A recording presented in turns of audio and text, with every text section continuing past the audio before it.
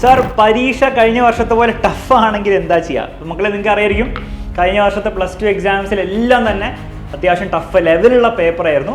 അപ്പം ജസ്റ്റ് എക്സാമിന് തലേന്നൊക്കെ മാത്രം പഠിച്ച കുട്ടികൾ കുറച്ചധികം കഷ്ടപ്പെട്ടിട്ടുണ്ടായിരുന്നു. അപ്പോൾ അങ്ങനെ ആയിരിക്കും ഈ വർഷം +1 +2 വരിക. ഉറപ്പായിട്ട് അങ്ങനെ തന്നെ ആയിരിക്കും. അതിനല്ലാണ്ട് വെറുതെ ഒന്നല്ല അവർ കഴിഞ്ഞ വർഷം +2 അങ്ങനെ ആക്കിയത്. ഇനി +1ലേക്കും 10ാം ക്ലാസ്സിലേക്കും ഒക്കെ ആക്കാൻ വേണ്ടിയിട്ടാണ്. അപ്പോൾ എന്തായാലും അങ്ങനെ ആക്കും. അങ്ങനെ ആക്കിയാൽ എന്ത് ചെയ്യണം? ഫസ്റ്റ് കാര്യം നിങ്ങൾ ശ്രദ്ധിക്കേണ്ടത് വെച്ചാൽ നേരത്തെ പഠിച്ചു കൊടുക്കണം. പലരും ഈ ഓണപരീക്ഷയ്ക്ക് ആകുമ്പോഴാണ് പഠിച്ചു കൊടുക്കുക. അങ്ങനെ ചെയ്താൽ ഒരു കാര്യമില്ല. ആദ്യം മുതൽ തന്നെ പഠിച്ചു കൊടുക്കണം.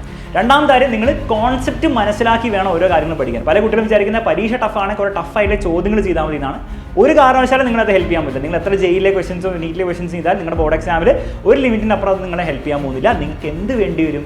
കോൺസെപ്റ്റുകൾ ഓരോ ചാപ്റ്ററിനും കൃത്യമായിട്ട് മനസ്സിലാക്കണം. അപ്പോൾ ഒന്നെങ്കിലും നിങ്ങളുടെ സ്കൂളിലെ ക്ലാസ് അടിപൊളിയാണ്, അവിടെ ശ്രദ്ധിച്ചിരിക്കുക, അല്ലെങ്കിൽ നമ്മുടെ എക്സാമിനറുടെ ബാച്ചിൽ നിന്ന് ജോയിൻ ചെയ്യുക. എല്ലാം കോൺസെപ്റ്റ് ബേസ്ഡ് ആയിട്ട് പറഞ്ഞു തരുന്നതായിരിക്കും. കാരണം പരീക്ഷ ടഫ് ആവാന്ന് പറഞ്ഞതിൻ്റെ അർത്ഥം എന്ന് വെച്ചാൽ ഈ കോൺസെപ്റ്റിൽ നിന്ന് സാധനം എടുത്തിട്ടായിരിക്കും അവർ ക്വസ്റ്റ്യൻ ആക്കുക.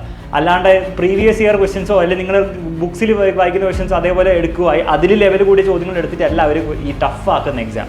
അപ്പോൾ ആ ഒരു ഐഡിയ ആണ് നിങ്ങൾ മനസ്സിലാക്കേണ്ടത്. പിന്നെ ഓബ്വിയസ്ലി നിങ്ങൾ ചെയ്യേണ്ട കുറച്ച് കാര്യങ്ങളെന്ന് വെച്ച് കഴിഞ്ഞാൽ നിങ്ങൾ ടെക്സ്റ്റ് ബുക്കിൽ NCERTയിലെ ക്വസ്റ്റ്യൻസ് നിങ്ങൾ ഓരോന്നോരോന്നായിട്ട് ചെയ്യണം. നമ്മുടെ ബാച്ചിൽ ജോയിൻ ചെയ്യുന്ന കുട്ടികൾക്ക് അതിൽ തന്നെ സെലക്റ്റഡ് ക്വസ്റ്റ്യൻസും അതിൻ്റെ ആൻസേഴ്സും നമ്മുടെ ബാച്ചിൽ കൊടുക്കുന്നതായിരിക്കും. കാരണം എല്ലാ ക്വസ്റ്റ്യൻസും NCERTയിൽ ചെയ്യാൻ പോകേണ്ട ആവശ്യമില്ല, ഇതൊരു കാര്യമില്ല. ഓക്കെ, അപ്പോൾ അതൊക്കെ നമ്മൾ ചെയ്യുന്നതായിരിക്കും. ബാക്കിയുള്ള കൂടുതൽ കാര്യങ്ങളൊക്കെ നമ്മുടെ ഓറിയൻറ്റേഷൻ ലൈവ് പറഞ്ഞു തരുമായിരിക്കും. ബാച്ച് സ്റ്റാർട്ട് ചെയ്യുന്ന ഓറിയൻറ്റേഷൻ ലൈവ്, അതിനുവേണ്ടി വെയിറ്റ് ചെയ്തിരിക്കാം.